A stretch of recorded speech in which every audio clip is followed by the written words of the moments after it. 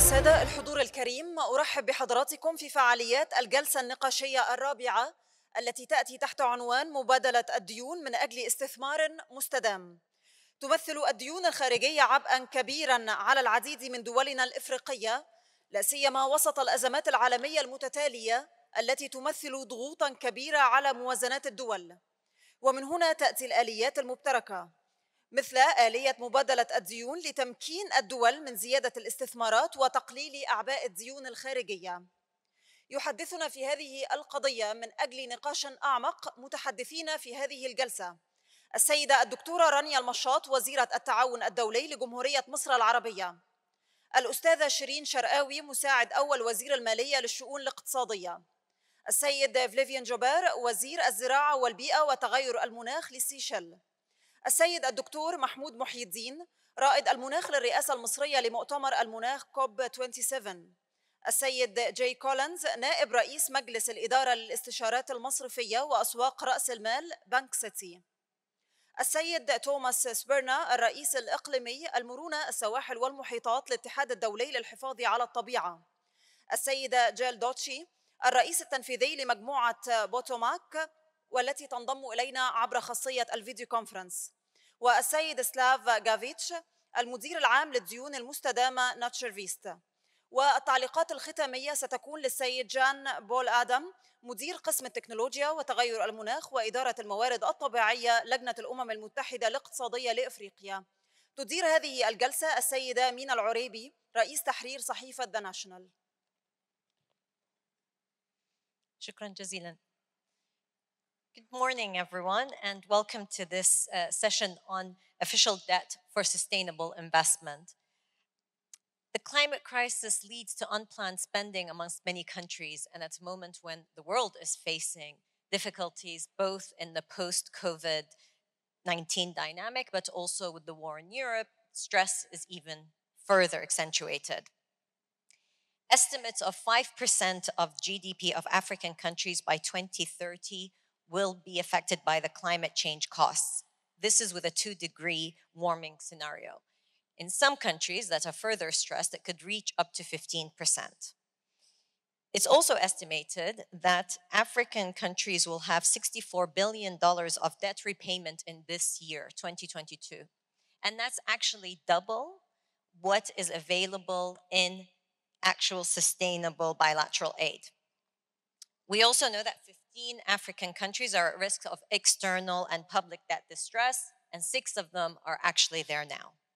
So, could debt provide an opportunity? That's what we're going to be discussing here on this panel, and what lessons can be learned, because debt swaps for sustainability are actually not that new. It's been going on for decades, but they have definitely started to gather momentum as more lessons are learned. We want to look at this as opportunity, additional investment, and liquidity, rather than debt restructuring. So the approach has to be different. We have a number of brilliant and prominent speakers. Today, our biggest challenge is going to be time. So we'll try to keep our remarks tight, and we'll try to do a couple of rounds here. I want to start with you, Dr. Rania Mashat, on Egypt's experience with both Italy and Germany developing debt swaps, and also in the last 2 decades, what has been learned and what can we take away going further? Thank you very much, Mina. And just following up on the opening remarks yesterday from all the speakers, we've seen the importance of finance to be able to push the climate agenda forward. And when we talk about finance, we're also talking about alternative tools. And one of these tools, of course, are debt swaps. You rightly mentioned in your remarks as well that we're coming at a backdrop of a very tough global economic situation. Cost of borrowing is high. Debt burden is increasing for countries. But as I ended some of the remarks yesterday, there is a convergence on some of the views. And one of this, and on this, that we need to move to implementation, from pledges to implementation. And one key is looking at examples where there have been debt for development swaps. That's our program with Italy. It's called Debt for Development Swaps. And I want to take this as an example. We started this program. We have 2 countries, as you mentioned, with Italy and with Germany. With Italy, this started in 2001. And it's for $350 million. It covers 160 projects. And let me tell you the sectors. The sectors include food security and agriculture, environment, civil society, and education. Education here we can say it's human capital. And when we take a look at the list of projects where these debt swaps take place, we have rural development in Fayoum, in one of the areas which has to do with a protectorate. So here we have a concept of environment as well and climate, national solid waste program, and we have aqua cultural development in Egypt. So even though in 2001, when we designed the debt swap for development, we did not have necessarily the climate agenda as a priority, but when you take a look at the governance of how we actually decide on the projects, they are nationally owned. So the country ownership is extremely important, and this is a theme that we have been also reflecting in our country platform for Nuwafi. So the national priorities are there. They are aligned with the SDGs. So here are the global goals. And then projects which have a climate impact. So this is the example that we have with Italy. If I just very quickly also with Germany, it's for 240 million euros, over 11 projects. This is what exists so far. But there are committees that add in terms of the size of the debt swaps. For the main sectors with Germany, we have energy efficiency, water desalination, and private sector competitiveness. All of those also part of the climate agenda. And some of the names of the projects, we have the Asyut Barrage, an electric power plant, and we have also quality education. And here when we talk about education, the skills that are required, the green skills, can come into future debt swaps with these countries or with others. I think that I would just conclude my remarks by saying that this is an example that we have implemented in Egypt. We are putting together a note that shows how this could be replicated. And as we move forward with additional tranches of debt swaps with these countries or with other countries, we will become more, I don't want to say mindful, but we will internalize further climate projects, particularly after we've announced our 2050 climate strategy. And maybe yesterday, the panel that you, or the roundtable that you moderated, maybe some of the projects in food, in water, can actually be financed through a debt swap. So this might be an option for financing under Nuwafi program. Thank you. Thank you very much, Dr. Rania. Deputy Minister Sharqawi, I want to turn to you from the finance side. So with this experience, and as Dr. Rania mentioned, that we'll be taking some of this experience to go particularly into climate projects going forward, from a finance perspective, what does this add to your mix of tools that are available to finance these projects?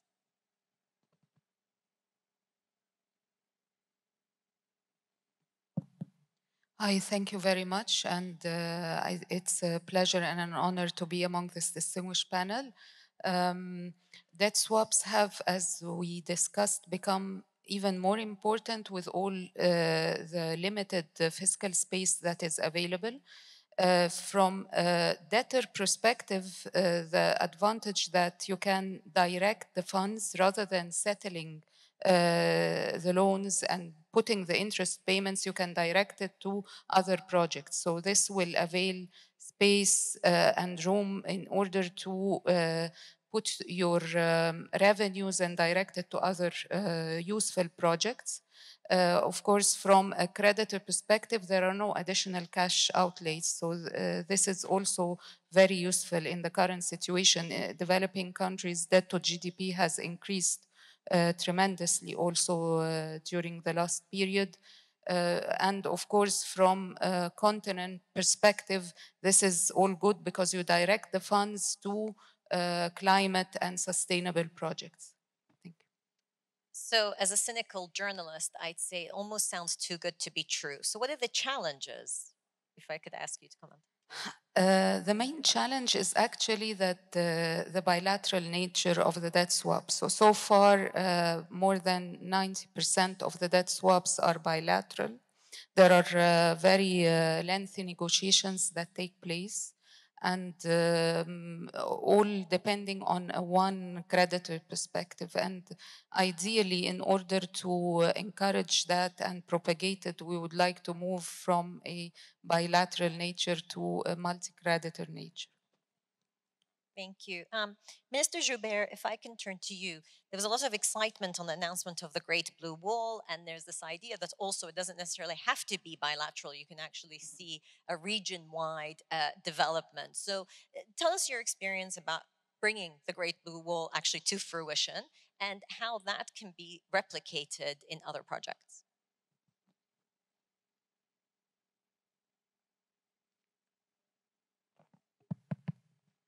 Can you hear me? Okay, good morning. Thank you for having me. Yeah, Seychelles has, in the past 7 years, in 2015, Seychelles embarked on a Debt for Nature swap. And it wasn't the biggest that you can have in the world, but it is one that was groundbreaking because it was one of the first for where a country was exchanging its debt for conservation of the ocean, especially, and also addressing climate, and also through in conjunction with Blue Bond later on in 2017. It was also addressing sustainable fisheries and marine resources. But when it comes to the Great Blue Wall, I think the appeal of the Great Blue Wall is the benefits that it would bring at the global level. It is not just something that is locally based. It would not just address one country's needs, but it can potentially address the needs of various groups of countries and various regions. Now, Debt for Nature as a support for the Great Blue Wall, it's something that is exemplified by the Seychelles example, where through the Debt for Nature swap and the activities that are associated with it, for example, the drawing up of Marine Spatial Plan, we've been able to set aside 30% of the ocean space of Seychelles as protected area. And this is already a starting point from which you can launch the idea of Great Blue Wall into the broader Indian Ocean region and also beyond. So for us, the way that the Debt for Nature swap has been done, the products that come out of it, and the kind of experience that we've had with financing those activities, it is a good template for us to work from, and from there, springboard to other areas and other regions. And indeed, that is one of the things that Seychelles is doing, which is working with partners, like my colleague on my right, to actually expand this way of thinking, where we can have a network of protected areas, where we can have a financial mechanism behind it that actually supports that network, and that in the long term would ensure that the actions that we do today will continue into the future and bring about those global benefits for nature and climate. Thank you. You referenced the earlier Debt for Nature experience for the Seychelles. So I wanted to ask you to elaborate a bit more on what you found the most conducive when you're dealing with different partners. Is it that you have investable project? Is it that you can clarify and outline in advance before the agreement is made? What would you say if there are other countries thinking of the experience? What would you suggest to them is the best way to go forward? Well, I would have to go back to what I've been told by my partners and my colleagues who's worked on this project in the past. From what I gather is that, and what I observed is that the negotiation part is very important, and the building of partnerships and the building of good working relationships with all the different parties involved in the process is very important. Of course, it's important to have backers, to have very solid backers, for example, the World Bank and the big international bodies, and they have to have confidence in your system. They have to be confident that at a very fundamental level, your country is doing well and can do well, and in future can carry on with the arrangement without having to resort to other ways of doing things or changing the arrangement midway. So maybe one of the things that we don't talk about a lot when it comes to Seychelles and the debt swap is the fundamentals behind the debt swap. Seychelles is a country where, in terms of governance, in terms of economic performance, it has gone from strength to strength, and this has given a lot of confidence to our partners, and they have been very, very willing to engage. And up till now, the relationship remains very strong because we are progressing together and we are addressing issues and developing our systems as we move along. So I would say my advice to countries who would like to embark on such a process would be um, also work on the fundamentals in your country and make sure that the partnerships that you build are strong and long lasting, and that there is this real confidence and this real engagement between you and the partners. And also, of course, get partners who are experienced, who can provide you with that really, really good quality technical backing to accompany you on this journey. Thank you. Thank you very much. I think the point about the fundamentals and making sure that they're in place and building confidence and transparency are hugely important. Dr. Muhyiddin, if I can turn to you, please, on this point of building the fundamentals, being able to put the infrastructure, but also the relationships to enable these sorts of debt swaps. Can I ask you to comment on that? But also, how going forward can we have more of these examples that can help elevate the financial strain of funding some of these climate actions? Right. Thank you so much. It's a great honor to be in this panel, and I'm happy to see as well, in addition to the distinguished members of the panel, three experts in this area in the room: Justin Mundy, Simon Zadek, and John Paul Adam have been working hard for many, many years in developing different structures and making it more with impact, because in today's world, it's not really hard to have a transaction or two and celebrate them.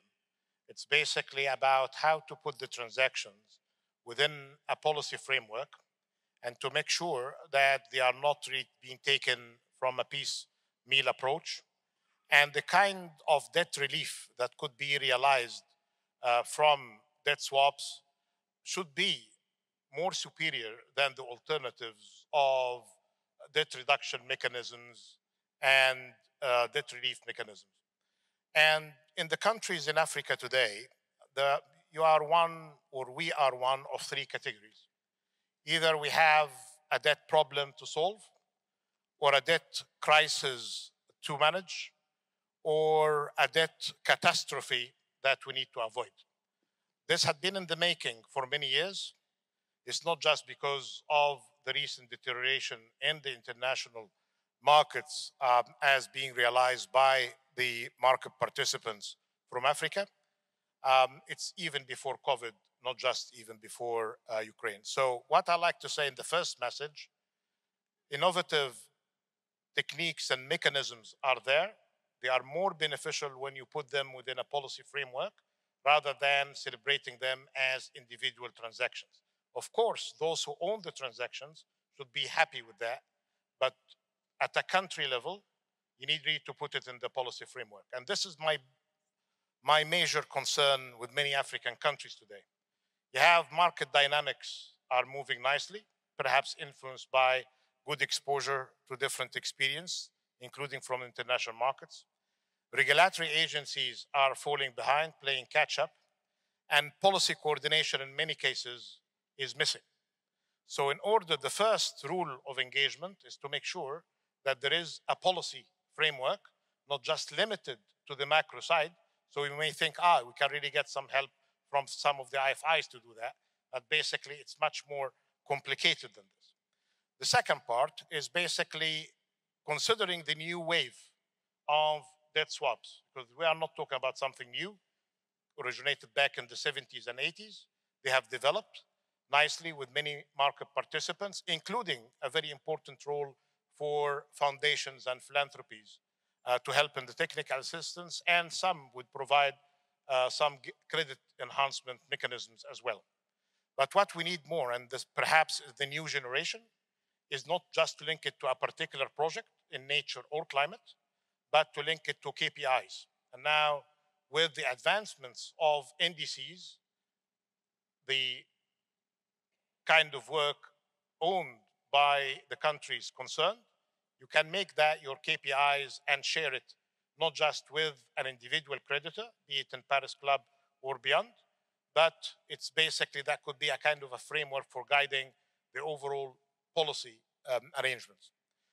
Then you have the role of the development financing institutions that could really help. The rating agencies, my worry in that department, that if you don't communicate it early, they would take it as a signal of perceived trouble that doesn't exist. So issues related to advanced communication with credit agencies would be required in that. The overall kind of support required here is basically we celebrate financial innovation, but it would be really much better realized if the impact is going to be enhanced through linking it with policies, not just on climate action front, but on the overall development finance front. Thank you. Thank you. You've raised a number of issues that I want to elaborate on. So first, I'm going to come to you, Mr. Collins, to comment on this idea of advanced communication, that this is not a sign of this is actually country in further distress, rather than these are innovative tools. And also, how prepared is the general landscape, the markets for these kinds of swaps showing, again, liquidity and investment rather than a sign of debt restructuring? Thank you. First of all, I'm looking at the audience and I'm seeing a number of rather puzzled faces. So I'd like to take a step back and just say a little bit about what this is and isn't. So we're talking about official debt exchanges, meaning official debt that is written down in exchange for an outcome. And in the history of these debt exchanges, since, as Mahmoud said, 70s, mid-80s and on, they've typically been done in exchange for an outcome that was linked to nature, a KPI that was linked to nature, and they were typically done rather small, $10 million, $50 million, $100 million increments, but bite size. Certainly not kind of the scale of what the world needs. So we have a tool now that post the Belize exchange, which was a bundling of a series of financial transactions embedded in buying back debt cheaply in exchange for a nature KPI to scale this. So, first of all, no longer does it need to be nature, as we've heard. It can be any KPI that has greater Paris alignment and ambition, so it could be linked to emissions. It could be linked to any SDG, any name your 17, but it is an outcome, and the market wants outcomes, and the official donor community that is on the hook for the 100 billion wants ambition, be they SDG ambitions or be they emission Paris ambitions.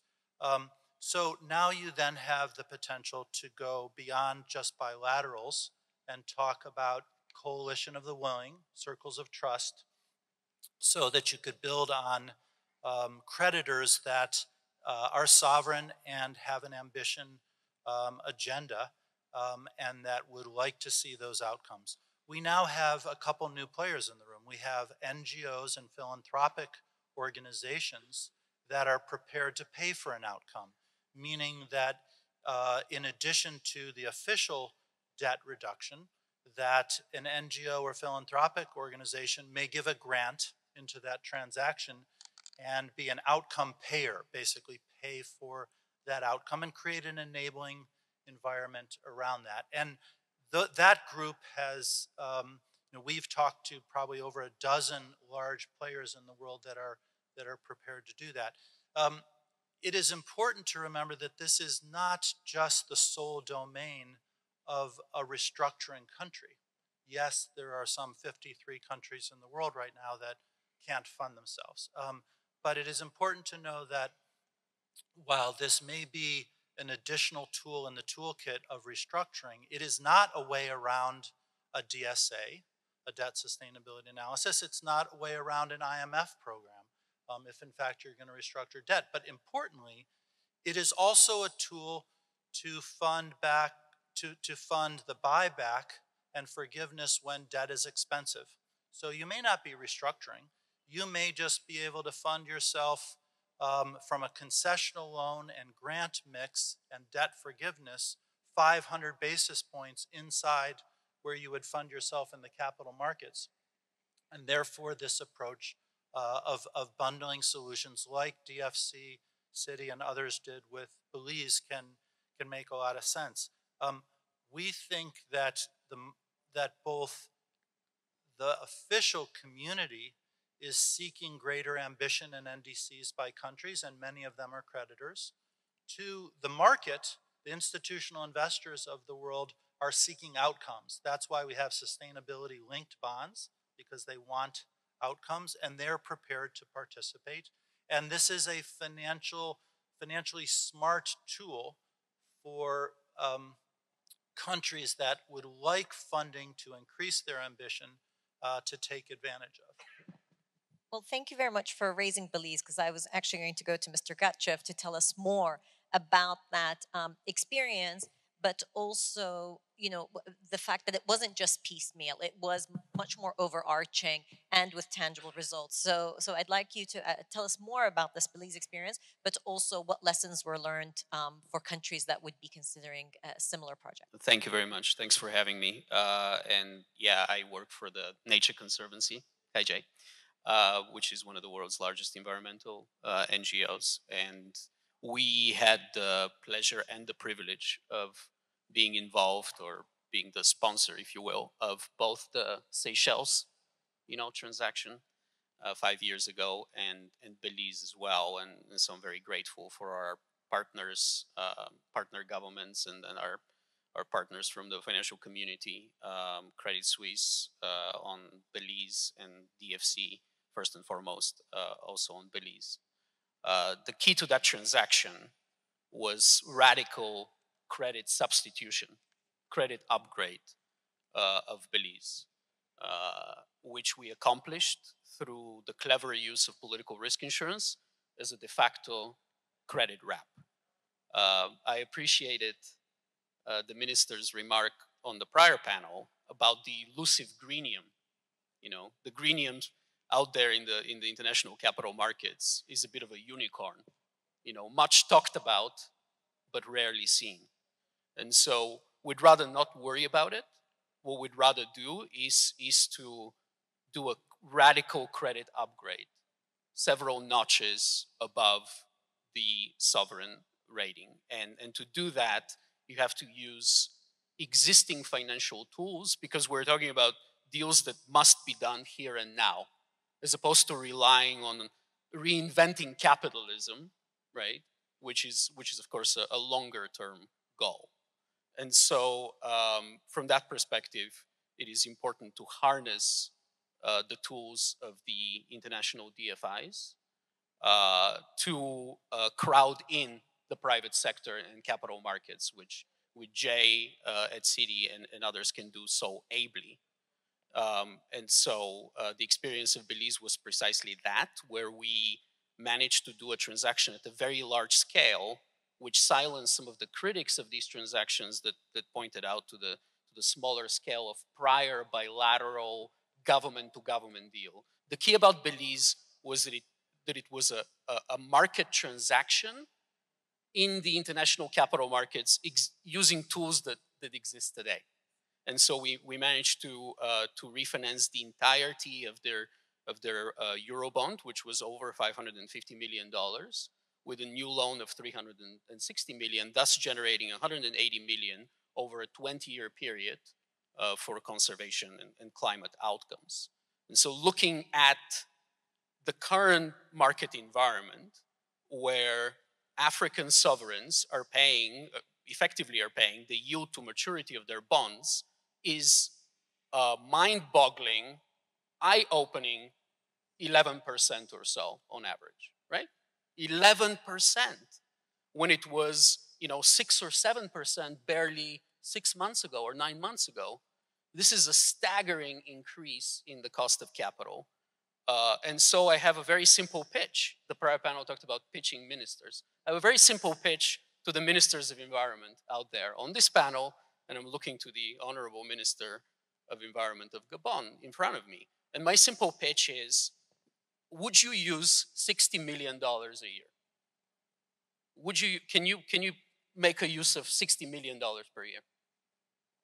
Okay, I'm assuming that the answer is yes. In many countries, that will double or triple pre-existing spending on nature-based solutions, for example, to climate.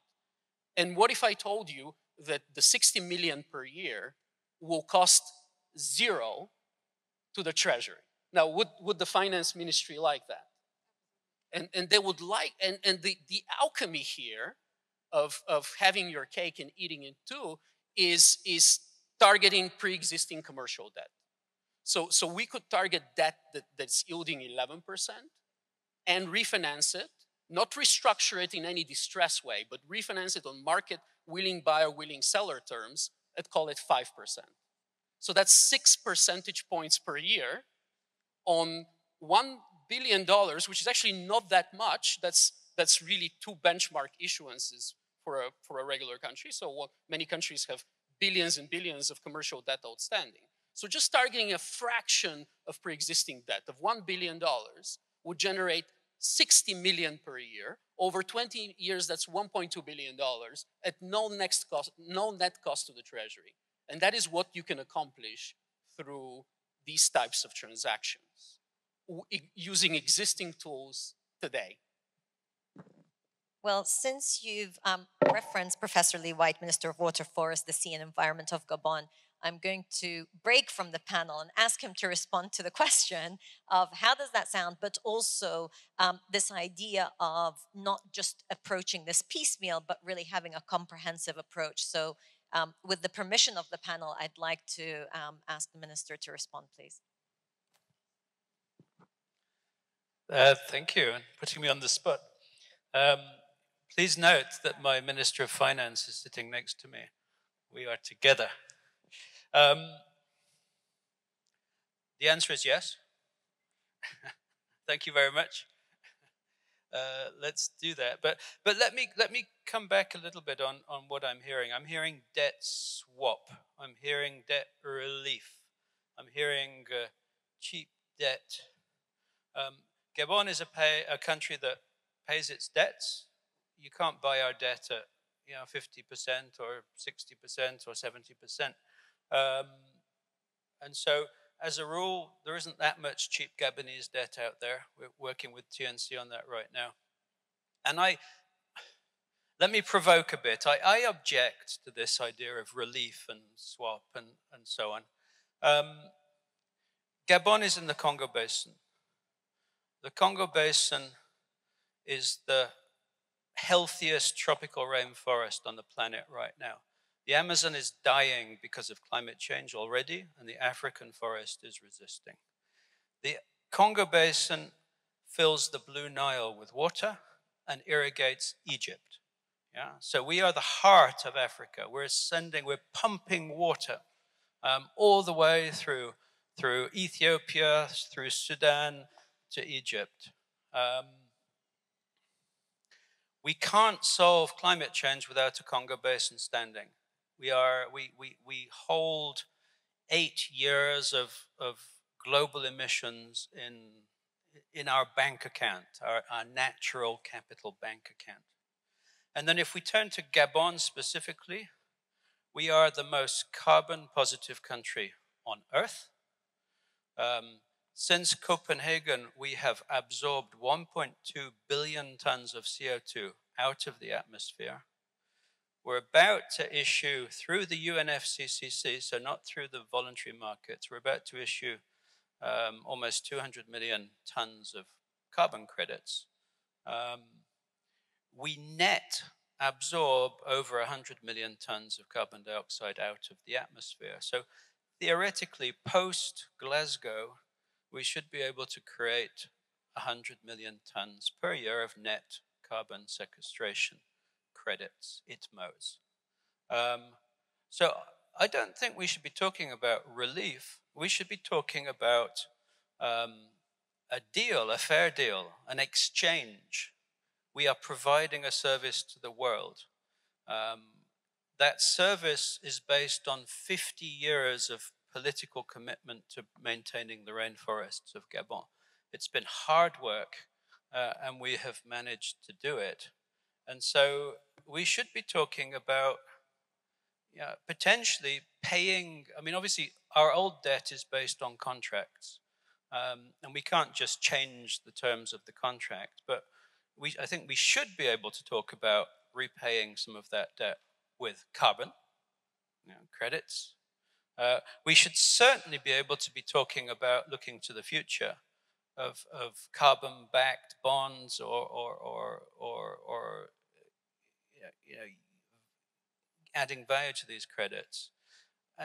And so I'd like to change the language a little bit, because when it's relief, it sounds like we have a begging bowl and we're begging the world to somehow forgive us for this past debt. It's almost like we've been naughty. We went into debt and we want you to forgive us. Well, I think many developing nations have these ecosystem services that we should be able to add value to. And I think the world is maybe at the point where we're ripe for that. Certainly for the carbon. I mean, obviously, biodiversity credits, ecosystem credits are more tricky, but maybe I ask the question to my friend, the Egyptian champion for climate, what is it worth to Egypt having the Blue Nile on an annual basis? And maybe to the European countries, that service, that Blue Nile, stabilizes populations in North Africa. And if we lose that, we risk having millions, tens, hundreds of millions of climate refugees. And what will the cost be to the world of hundreds of millions of climate refugees in Africa, which is the future we're looking at in 30 years' time if we don't deal with climate change? Thank you. Thank you for your remarks and your questions, which I will get to. But I will say part of the reason we were very careful in putting this panel together is not to talk about debt relief. And part of the reason that I caveated all our conversations that these are swaps, these are smart deals, this is about liquidity and investment not only in dollars, but in our future and nature. So I think that's, I know for sure from the Egyptian side, there was a real discussion about this, that when we have this panel, it's not to talk about relief or any favors are being done. On the contrary, these are some smart tools that we can put to use. But Dr. Mahideen, I want to turn to you to respond, one, to the carbon credits issue, because that has come up many times, not only in the last couple of days here, but often with these conversations, the value of those carbon credits and how we can actually utilize them, but also, of course, the value to Egypt of what Professor White is putting forward. Right. Thank you so much. I'm very grateful to Minister White for really going into more fundamental issues than the transactions. But the world, as we know, is much more complicated than it used to be when we are dealing with the debt markets. The creditors today are very different from those whom we saw back in the 1980s and 1990s. And while there's kind of a discussion that the Honorable Minister would assume that we can have between sovereign governments, creditors and debtors, and there have been many good arguments about who is really in debt. Is it the developing nations or the advanced economies? And there are many ways, especially if you put the natural capital accounting mechanisms, the issues related to carbon emissions and who is really spoiling the world and all of that. There are lots of interesting technical studies about that. And then how can we operationalize this? If we consider that Africa, instead of being in debt, but creditor to the world in many ways, and instead of these updated figures that I have, that African countries should repay 64 billion in debt in 2022, and this is double the amount being received in bilateral aid. So you say, well, here we are net creditors to the world now. And if you include FDI, and against the FDI, you measure what our friends in the Regional Economic Commission for Africa gets us updates on, including with UNCTAD, about the illicit financial flows, you will be seeing that the developing economies are definitely net creditors to the world, even if before we get into the sophisticated argument about carbon offsetting and who is really balancing the world. And if we have some wise people in the north checking the implications of deterioration of nature or, God forbid, the River Nile and what could be the issues and the impact on their shores. But here, the creditors' market is very much different. We can really have some sort of interesting discussion and negotiation with official creditors, including, of course, Paris Club. But when we open up to the market and the bondholder, this is much more complicated, as we saw with the many attempts that failed with the G20, with the DSSI extension to the developing economies, or with the common framework of the G20 that's not that common and it's not really an established framework, so we cannot really use it as a reference. So here we have two things, either to be simple and pragmatic and celebrate some transactions with a bit of enhancement here and there, hoping for some scaling up, benefiting from the cases of Seychelles and Belize, and moving from projects to KPI linked to NDCs, or getting into this kind of serious discussion that's talking much more beyond the financial transaction. That actually I'm encouraging. But who will be really on, if we have this argument, who will be on the other side of the table? Will it be official creditors like the ones that the Minister of Finance and International Cooperation deal with, like in the cases of Italy and Germany? Or the IIF representing some of the creditors? Or the bondholders that my good friend Jay Collins know more about? And how can you get them all together and say, well, wake up. Africa is crediting you financially and for your natural wealth as well. So this discussion needs really to be operationalized. I'm all for it. And then in a good day, and this is my final point, yes, we're not talking about debt relief, but what brought debt relief to the issue here, that we are after a mechanism that will reduce the debt obligations in countries. Any Minister of Finance, including the Honorable Minister to your right, Minister White, she would be very happy, even if Gabon's situation is, as we know, is very stable, much better than many of the rest of us.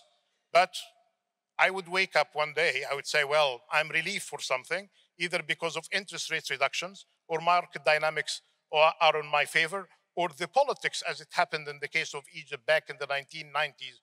We found that almost half of our outstanding external debt released, but that required leadership from the creditors, not the debtor. The debtor is always about reducing debt. But you had the like of Mr. Jim Baker, who was in the US. You have the likes of very sophisticated people who can, as you did, linking the politics to the economic transactions, to the debt, to the future of international relations. I don't think, and I'm afraid here, not as a champion, but just a global citizen of the world, this kind of caliber is not there. It's much more complicated world than the one that we can really operationalize some of your excellent suggestions. We can really be still in between, moving from the great transactions of Seychelles and Belize into more KPI-linked new generation of debt arrangements and comparing them to the alternatives of other debt reduction mechanisms. Don't call them debt relief, not to antagonize some of the creditors of the rating agencies. Although that we know that the countries that are considered 60% of African countries are being considered as high risk, suffering from debt distress. I can tell you, any Minister of Finance, call it whatever you like, debt reduction, debt forgiveness, a moment, happy hour for debt, call it whatever you like. They will be very happy and relieved if some of these debts are being reduced, because it's eating up to 25 to 35% of their national budget. But we are celebrating the kind of innovation and development. Our minister is saying something much more sophisticated that requires political leadership on the side of the creditor that I assume doesn't exist. Yeah. And let's just get into the pragmatic solutions in between the limited transactions into a kind of a global solution that would relieve us all from much of the distress beyond that. Thank you. Thank you. I want to bring in Jill Dauchi, who's with us online, and I want to ask her about that. Are creditors more open today to these sorts of deals, and how do you get that political will that we're discussing here? Thank you very much, and thank you. I'm sorry I can't be there in person for this stimulating conversation, but it's an honor to be here on this panel.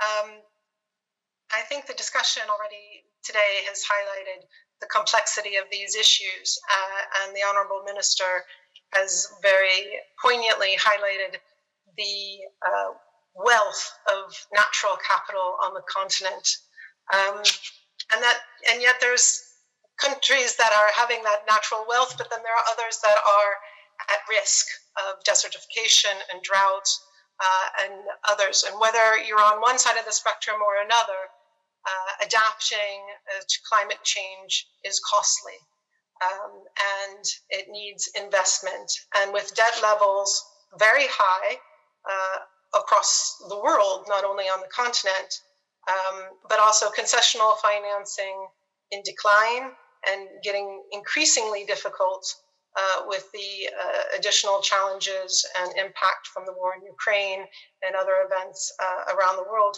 I think the situation does call for creativity. And I think what we're hearing just now is this call for action, for bold thinking, and of rethinking our international financial architecture. So we have to not only recognize the wealth of many of these countries in their natural capital and the services that they are providing to other countries and other markets, but also the challenges of preserving that natural capital.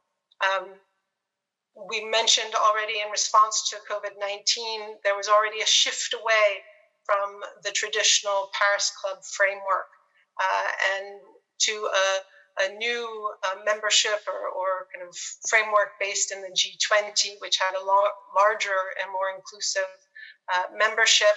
We saw the DSSI, as well as the introduction of the common framework. We're all aware of the challenges of that framework and how it has not really proven to be the solution that we were hoping it to be. But I think it's important to recognize it as a good first step. And now we need to take it to the next level.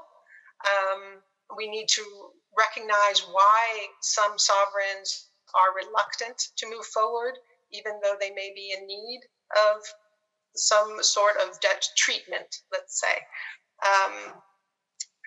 So I think one tool that we do have in our toolkit that we used to use long ago before the HIPC initiative and other initiatives took place were indeed debt swaps, and this idea of preserving natural capital and in exchange for some sort of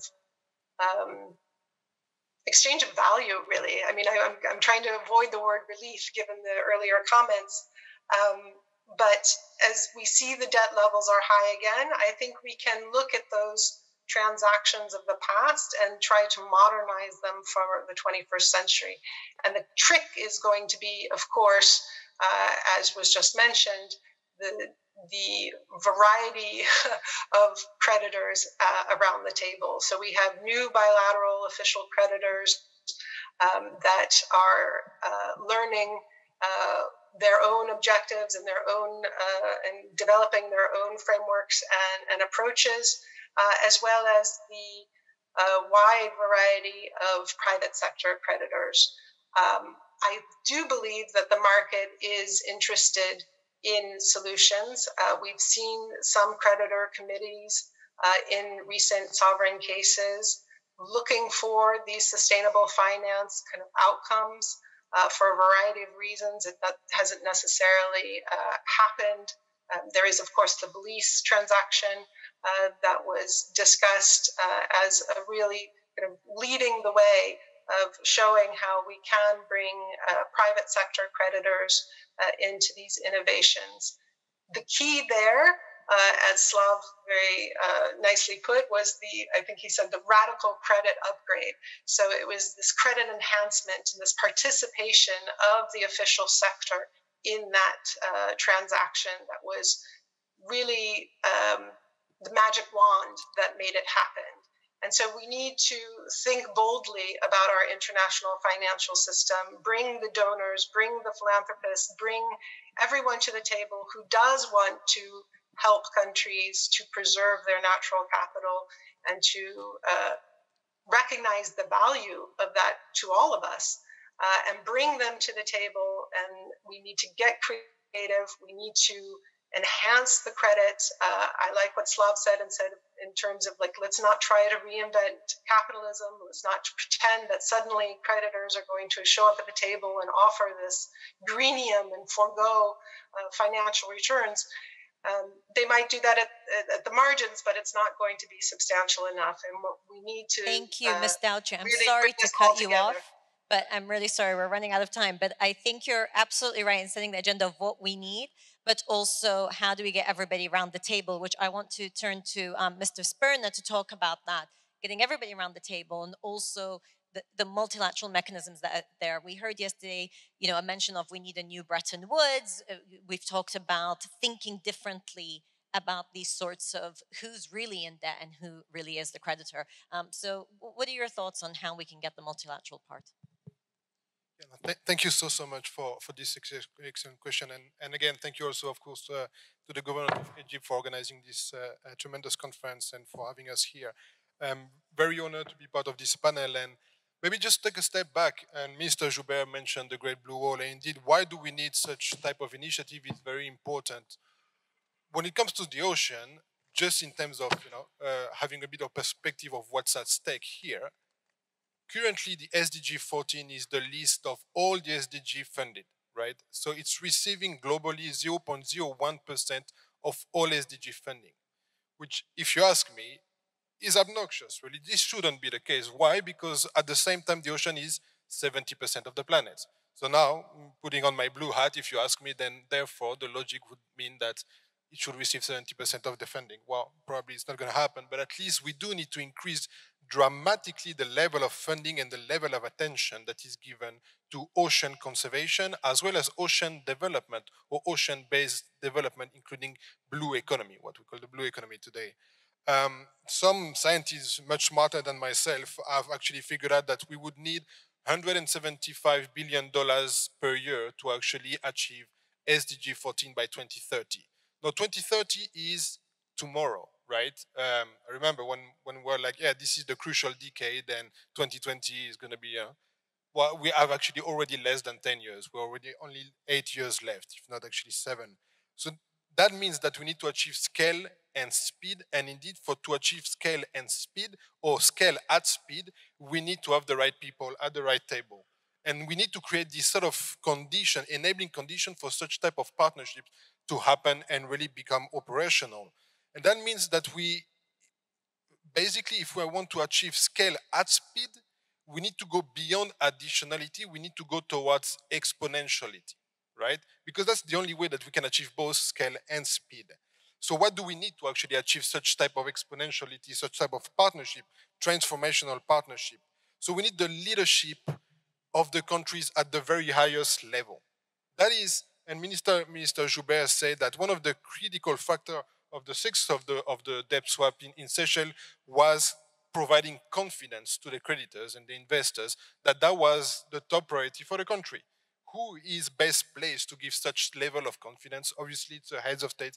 Those are the heads of government. So that is really important, also because they are the only one really able or in the position to break the silos between the ministries. Because yesterday during the panel, it was very interesting saying that it's a very positive sign now that we see Minister of Environment working hand in hand with Minister of Finance and Minister of or other relevant ministries to try to move forwards at speed and towards the same direction.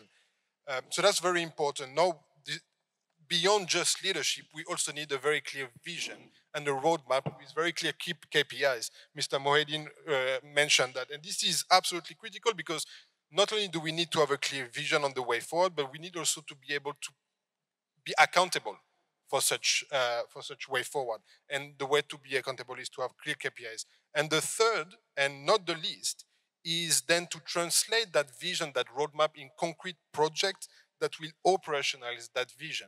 And this is where in particular when it comes to the blue economy and the ocean space, we need to invest much more, dramatically more, in building that pipeline of what currently we're calling those bankable projects. So we need to invest upstream, and we also need to start de-risking the entrepreneurs, the ones who actually are the best place to build such a pipeline that will be able to absorb those $175 billion that we're talking about. Because otherwise, what we might have is 175 billion available, not being absorbed and not delivering impact on the ground.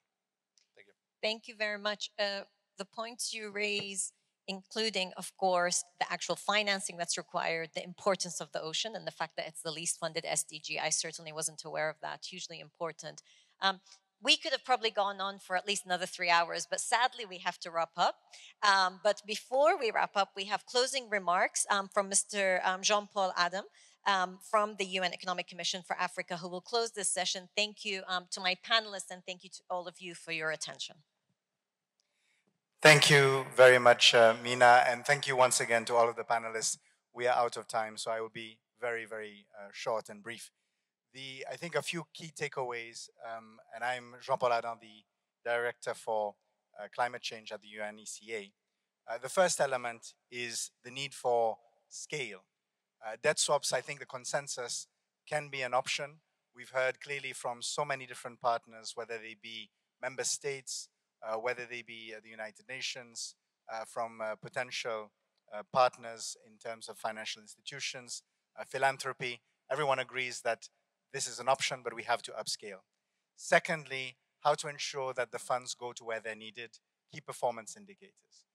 This can be mainstreamed, and this is the way in which we can ensure that funds are reaching underfunded SDGs. We've heard of SDG 14, but also climate, where the challenge is to raise more finance and channel it to where it's needed most, to the countries that are most vulnerable. And the final point is the coordination. Because debt swaps are happening, there is an opportunity to do more, but we have to mainstream it and we have to link it with climate. We've heard in the previous panel, and there is a link with the opportunity for reducing the cost of green financing, the idea of this sustainable debt hub, a way of bringing all partners together, those that would like to refinance their debt to make it more sustainable and make positive commitments towards using the savings for investment in climate resilience. And the United Nations Economic Commission for Africa will work with other partners to try and make sure that we can develop this kind of support, both at the level of states that would wish to undertake these transactions and connecting them with financing institutions. That's the brief summary from our side. Congratulations to all of the panel members. Thank you so much, and thank you especially to the government of the Arab Republic of Egypt for bringing us together and having leadership on this issue. Thank you so much for your remarks.